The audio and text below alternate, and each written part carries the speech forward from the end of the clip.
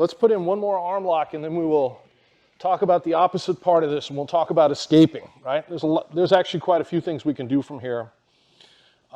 Let's just work two basic ones. The first one is I'm gonna slide my hip down and I'm just gonna go here, okay? So the tricky part about this is figuring out the length of their arm in relation to your body. Everybody's gonna be a little bit different, but you gotta kind of figure it out. But I'm here, when I go to work that arm lock, I'm gonna cup his elbow and I want my thumb on his inner elbow. So the tip of his elbow is in my palm. So this is my grip. Makes it a little easier for me to control if he wants to rotate his arm around a little bit better. And it provides a shelf underneath his elbow, a fulcrum that I can use to break his arm, right? I slip my hip back just a little bit and then step over. And that's the position. It's actually quite simple, okay? So the arm should be in your armpit. This is here. Slide your hip down to where you think it needs to be. I have longer legs. I have to move down more than some of you might. Some of you might just be able to step over. Step over, and then very slowly hip in to give the person time to tap. Okay, let's try that real quick. Go ahead. Last but not least, you have an underhook and you're on top.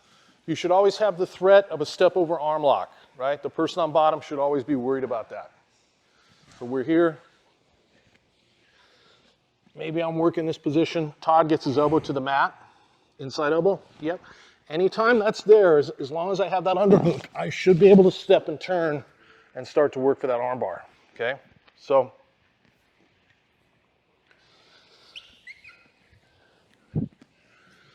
the key to this one is as I go for it, I put my hand on the mat.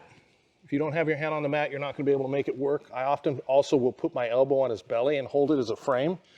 This is a little stronger, and then my left foot goes where my hand is. And now I rotate. Heels come in nice and tight as you sit back to finish for that, okay? It's pretty fundamental, you guys should have that, but everybody add in that step over arm lock as a threat. Okay, let's go. The ideal timing on this is more of a quicker one. So the barbed wire was slow and tight, not giving him any space. Point your head that way for me. This one is just, you step and go. The ideal time for it is in a position like, let's say Todd starts to get on his side. He got his elbow to the mat, right, and he's getting on his side, and I don't feel like I'm gonna be able to flatten him out. So I'm gonna go around the head anyway, right? He's on his side here, my hand goes here, my elbow's here, turn and go, okay? As soon as you go, these knees need to be pinched together tight, and my right heel needs to come as tight to his head as possible, because that's what keeps the guy from getting his elbow to the mat. Bring your elbow to the mat. It's my right foot. Okay? I don't need to bring this one over. You can, but it's not necessary, right? This is enough for me to be able to break it.